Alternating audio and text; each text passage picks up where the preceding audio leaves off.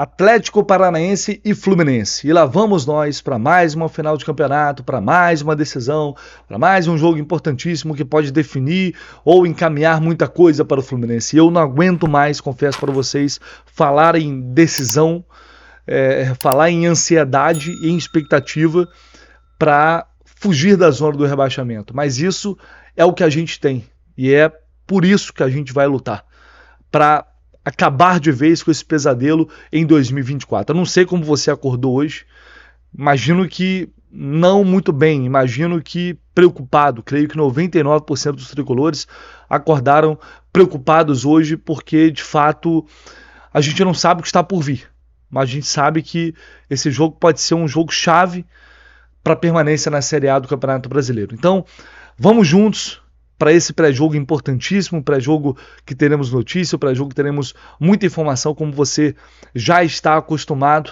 absolutamente tudo sobre Atlético Paranaense e Fluminense. Bora de pré-jogo aqui no canal do Lessa.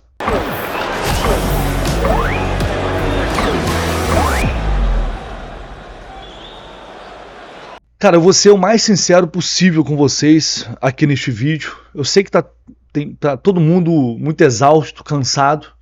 Eu sei que tem aqueles torcedores que meio que já chutaram balde, meio que largaram de mão, estão só esperando ali para ver o que vai acontecer, temendo pelo pior, mas sem muita força para lutar, para torcer.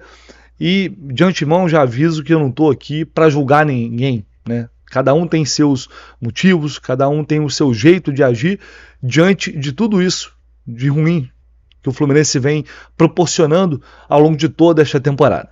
Mas hoje, ainda assim, eu te peço para acreditar, mesmo que pareça improvável, porque é mesmo que pareça difícil, porque é mesmo, mas é por nós, é por essa camisa, é pelo Fluminense e por ninguém mais.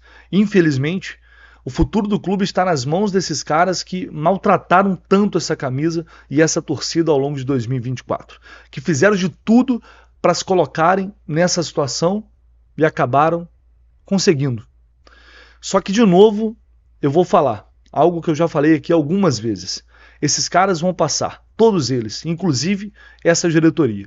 Então vamos tentar esquecer tudo o que rolou até aqui, pelo menos um pouquinho, e acreditar que a gente pode sair com uma vitória de Curitiba hoje, ou com um empate. O Fluminense precisa pontuar. O Fluminense não merece a Série B. A torcida do Fluminense não merece a Série B. Pense, sei lá, no seu filho que está aí, talvez ainda muito novinho, o peso que esse rebaixamento vai ter lá na frente. Aquela pessoa que você ama, que vive e respira o Fluminense 24 horas com você. Vocês não merecem. O Fluminense, gente, é muito grande. E ele não está sozinho. Lembra de Nelson Rodrigues? Sempre que posso, eu gosto de citar Nelson Rodrigues. Quando o Fluminense precisa de número, acontece o suave milagre. Os tricolores vivos, doentes e mortos aparecem. Os vivos saem de suas casas, os doentes de suas camas e os mortos de suas tumbas. Se o Fluminense jogasse no céu, eu morreria para vê-lo jogar. Hoje, a gente está brigando, lutando para fugir do inferno que seria uma Série B. Se aqui estivesse, certamente Nelson Rodrigues já estaria preparando o texto da salvação. O Fluminense vive pelos seus torcedores. Esse clube, ao longo da sua história, passou por momentos muito difíceis, vários, e conseguiu superar muitos deles. Então eu creio que não vai ser diferente dessa vez. Vamos juntos, como sempre foi. É por nós, é pelo Fluminense, é pela Série A. Bom, galera, vamos lá. O Fluminense depende de si para permanecer na Série A do Campeonato Brasileiro. Ah, Lessa, mas esse é o problema. Beleza. O Fluminense depende de si, né? Está fora da zona do rebaixamento com a derrota do Criciúma ontem. Eu fiz projeções, contas aqui. Então, se você quiser voltar lá o vídeo para assistir, o vídeo hoje cedo aqui no canal tem muitas informações sobre saída de Marquinhos, Joe Kennedy, John Arias, e tem também toda essa projeção de tabela. Então, para não ficar repetitivo, não vou falar muito de tabela aqui. A derrota do Criciúma ontem foi fundamental, primordial. É um passo que ajuda muito, mas o Fluminense precisa fazer a sua parte, precisa conseguir pelo menos um pontinho para chegar a 40 e conseguir chegar a 43 contra o Cuiabá na penúltima rodada, que é o que eu acho que vai ser suficiente para livrar esse rebaixamento. Tá? Então, não adianta nada também a gente projetar tudo, fazer um monte de conta e o Fluminense não conseguir fazer o seu papel dentro de campo. É um jogo difícil, complicado, vai ser um jogo nervoso, os caras vão lotar, ingressos esgotados, mas está longe de ser impossível. Né? O Fluminense está nessa situação e o Atlético também está nessa situação muito mal na tabela porque fez o campeonato muito ruim. Então não tem bicho-papão, dá pra gente buscar e tentar conseguir esses 3 pontos, se não der pelo menos um pontinho, que eu tenho certeza que vai ajudar bastante a gente nessa reta final de Campeonato Brasileiro. Uma rápida passada aqui no histórico do Fluminense contra o Atlético Paranaense, vou colocar aqui na tela os números do Flusão.info. Dá para ver aqui que a sequência recente é até positiva, se a gente pegar esses últimos 8 jogos aqui, 4 vitórias do Fluminense, 6 jogos, 4 vitórias do Fluminense, uma derrota, um empate. O último jogo foi no Maracanã, vitória por 1-0, confronto direto, importantíssimo. O último jogo na Liga Arena foi ano passado, empate em 2-2, esse jogo foi no dia 27 de agosto. A última derrota foi justamente lá, em 2022, derrota por 1-0 para o Atlético Paranaense. No geral, aqui 64 jogos, 25 vitórias, 12 empates e 27 derrotas. Um confronto um tanto quanto equilibrado. Então vamos à provável escalação do Fluminense, como sempre, a super parceria da KTO aqui no canal do Lessa. E olhando aqui as cotações, as odds na KTO, olha só. Vitória do Atlético está pagando 2,10, vitória do Fluminense 3,75, o Atlético por jogar em casa, Atlético favorito. E para quem quer, né, pezinho um pouco mais no chão, está um pouco receoso, acho que o empate já é um bom resultado, está pagando 1,66. 1,66 empate ou Fluminense a dupla chance, acho uma boa odd e acho uma odd justa. E além disso, um gol do Fluminense está pagando 1,55. São opções interessantes que a gente tem lá na KTO. Se você não tem conta na KTO, kto.com, se você puder fazer isso, ajuda demais, fortalece demais essa parceria que tornou possível essa super cobertura da jornada KTO 1902 em todos os jogos do Fluminense em 2024. Hoje não vai ser diferente. Gabriel Amaral e Fio estão em Curitiba para fazer a cobertura desse jogo tão importante para a gente, graças também a parcerias como a KTO. Então, se você não tem conta lá na KTO, vai lá, kto.com, é muito simples e rápido, agora sempre com responsabilidade, não é para você imaginar, pensar que vai ficar rico, vai encher o bolso de dinheiro e vai colocar em jogo, em risco, o dinheiro que você não pode perder, tá?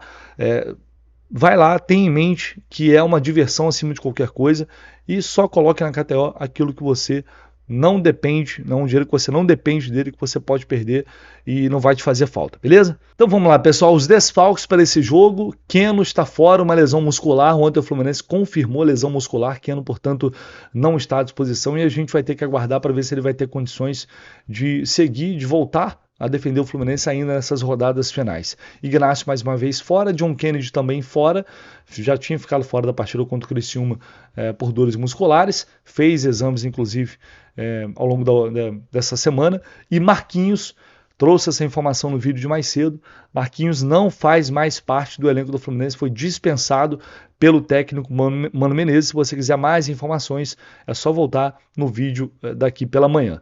Pendurados, para a gente ficar atento aí, jogadores que estão pendurados. Felipe Melo também levou o gancho do STJD e tá fora. Mas aí não chega a ser um desfalque, né? Pendurados, Facundo Bernal, Manuel, Thiago Silva, Marquinhos não precisa contar, Samuel Xavier e Martinelli, esses jogadores estão pendurados. E aí, vamos lá. Podemos ter sim surpresas nessa escalação, porque o técnico Mano Menezes testou o time, inclusive ontem, com 3 zagueiros. Essa informação foi publicada pelos amigos lá do GE, Gustavo Garcia, e também pela Bárbara Mendonça. Informaram também que o Cano foi testado no time titular. Eu confirmei essa informação, inclusive acrescentando aqui que o Cano ficou mais tempo treinando no time titular que o Cauã Elias. Então isso pode sim ser o sinal. Conversei com uma pessoa sobre isso e pelo que ela percebeu, existe uma boa chance de Germán Cano ser titular hoje, tá? No ataque ao lado de John Ares, né, com o Lima podendo ocupar o lugar do Keno. A tendência natural é essa. Vamos projetar aqui uma escalação básica e aí a gente trabalha em cima dela. Fábio, Samuel Xavier, Thiago Silva, Thiago Santos, Diogo Barbosa, até aí nenhuma surpresa, Bernal, Martinelli e Ganso, John Ares, Lima, Germán Cano ou Cauã Elias. Uma escalação base seria essa, tá? O que a gente tem de possibilidade, né? O Lima sendo mais um homem no meio de campo, mas sendo esse jogador que vai esticar pela ponta esquerda, que vai dar opção, que vai pisar na área, que vai chegar na frente, como ele chega bem e como ele costuma fazer gols. É uma função importantíssima. E o Lima é onde normalmente ele se sente mais à vontade. Mas é um jogador que também ele ataca por dentro, ele recompõe por dentro, ele preenche um pouco mais o meio de campo. E isso pode dar um pouco mais de sustentação na marcação e no sistema defensivo. Né? Por esse lado, é interessante. Agora, se o Mano testou o time com 3 zagueiros, alguém da frente teria que sair. Ele não vai tirar o centroavante, imagino eu, não vai tirar o John Ares. Aí teria que ser o Lima, para a entrada provavelmente o do Manuel. O Lima teria que dar lugar, a não ser que ele volte novamente a escalar Lima com Martinelli no meio de campo. E aí o Fluminense ficaria muito exposto jogando fora de casa. Acho muito arriscado para um jogo como esse. Acho que o Mano não faria isso. Depois da experiência que ele teve contra o Fortaleza e contra o Criciúma, ele voltou atrás. Bernal como zagueiro, sendo recuado como zagueiro, e aí o Lima recompõe mais ali no meio de campo. Talvez. Isso não é uma informação, tá? Não estou cravando aqui para vocês. Apenas uma possibilidade. Mas acho também improvável de acontecer e sinceramente, acho muito arriscado mudar o esquema de jogo dessa forma para um esquema que o time não vem jogando numa partida decisiva como essa. Me preocupa um pouco, tá? Imagina um jogo veloz, o Atlético precisa de uma vitória, ingressos esgotados, provavelmente recorde de público na Liga Arena. Os caras estão empolgados, uma vitória livra o Atlético, coloca numa situação boa para ir para a Sul-Americana. Então os caras vão vir para cima. E aí o Fluminense vai ter que se defender muito bem e ter força para contra-atacar. Não adianta ficar lá atrás, se for com a cabeça de que vai empatar, que o empate é bom resultado, vai perder o jogo, como aconteceu lá contra o Vitória no Barradão. Se for com essa mentalidade, se não tiver coragem para jogar quando tiver com a bola no pé, esquece.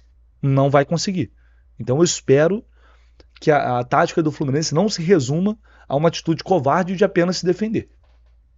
O empate ele pode ser uma consequência de um jogo e dependendo de como tiver, vai chegar a um certo ponto que beleza, vamos defender o empate se estiver acontecendo, porque o time não está conseguindo atacar. Mas não dá para ir com esse pensamento. Então, se essa for a escalação, para o segundo tempo, a gente vai ter jogadores que não estão rendendo nada. Renato Augusto, Serna. Falei no vídeo de ontem. Riquelme Felipe. O Riquelme... Falei no vídeo de ontem. Riquelme, Isaac, Viajaram. Espero que esteja no banco de reservas. E para colocar esses jogadores que não vem rendendo nada, eu arriscaria sim colocar um garoto desse no segundo tempo. Garoto sem responsabilidade, jogando fora de casa.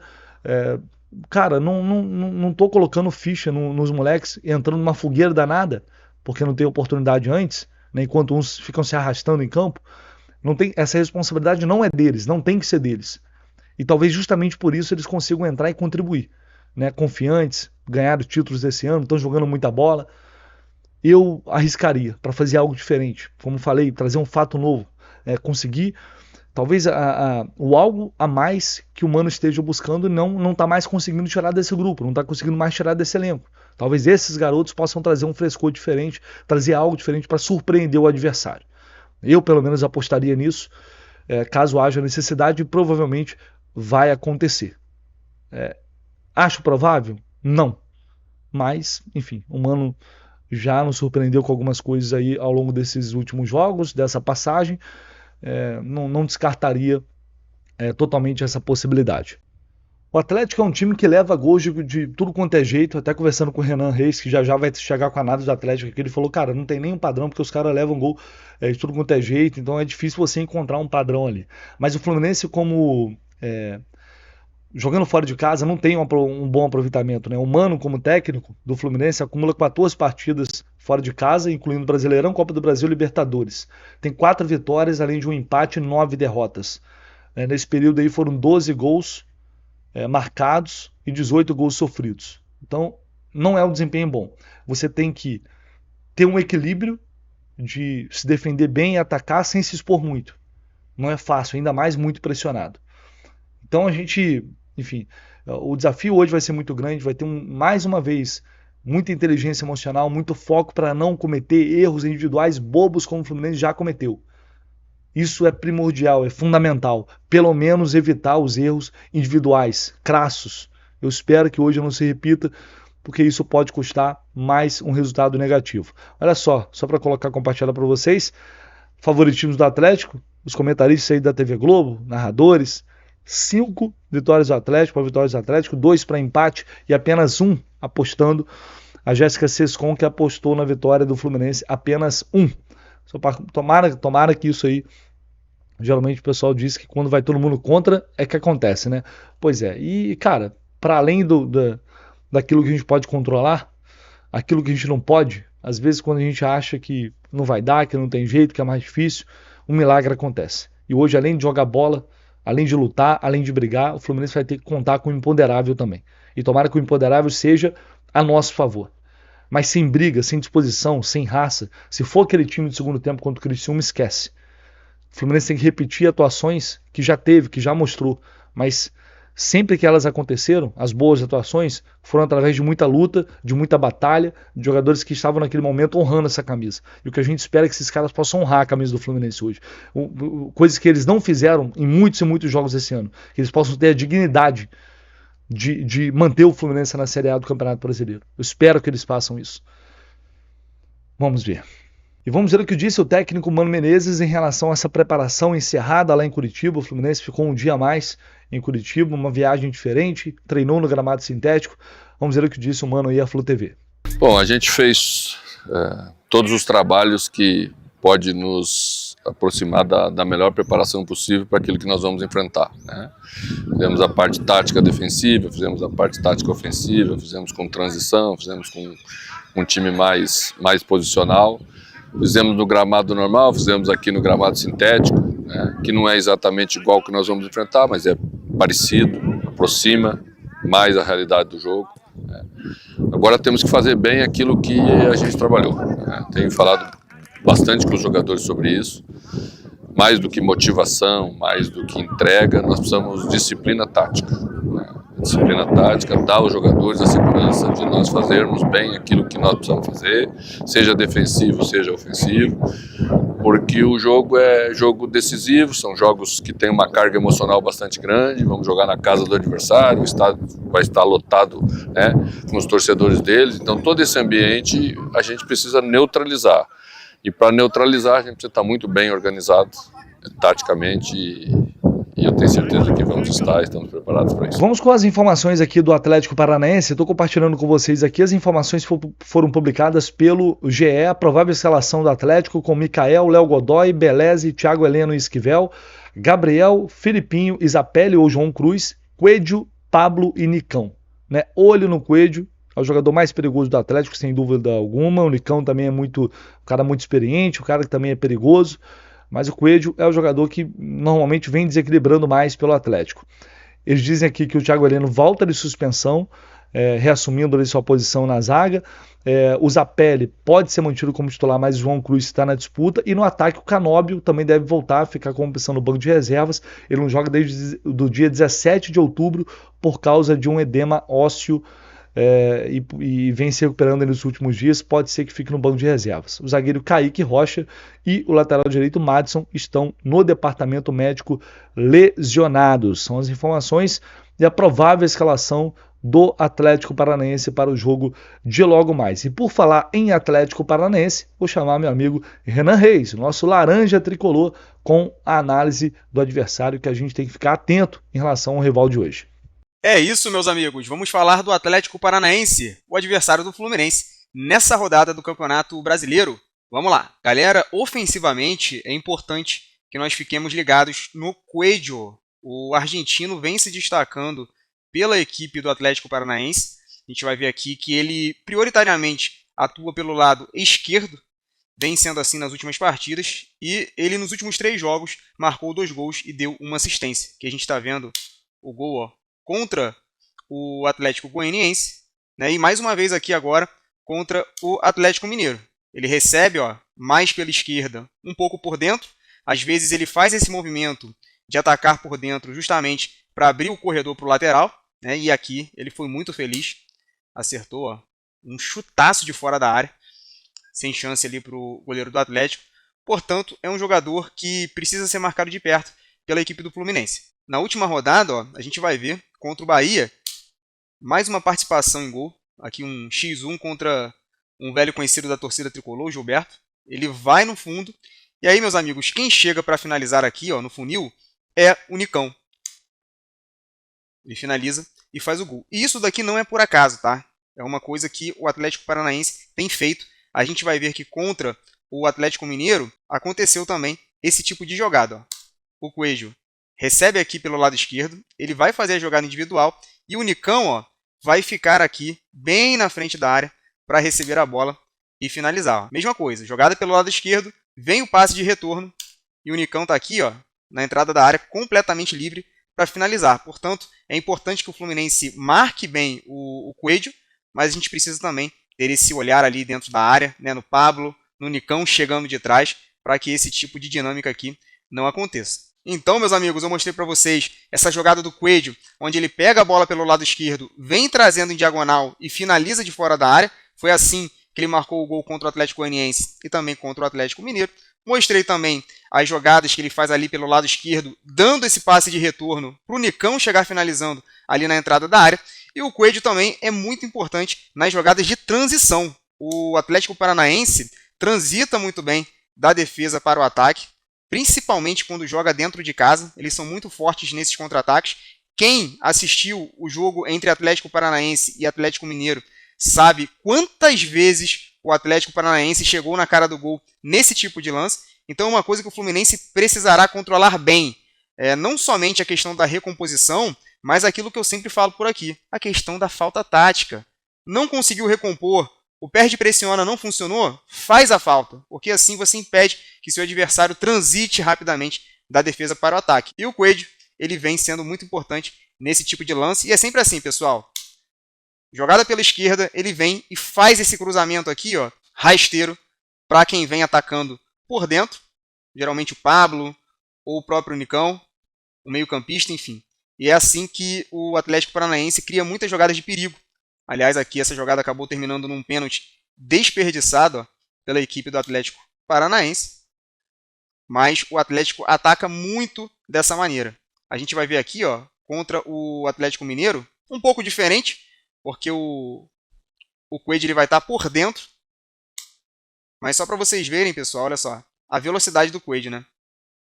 Ele consegue puxar aqui o contra-ataque, ó, vou até adiantar, leva lá dentro e vai fazer o cruzamento rasteiro mais uma vez em direção ao Pablo. O Pablo acaba perdendo o gol ali por centímetros. Então é muito importante que a gente marque essas transições do Atlético Paranaense e realmente dê atenção especial ao Coelho, porque ele vem sendo o principal jogador da equipe do Atlético Paranaense nessas últimas rodadas do Campeonato Brasileiro. É isso, meus amigos. Espero que vocês tenham gostado demais dessa análise.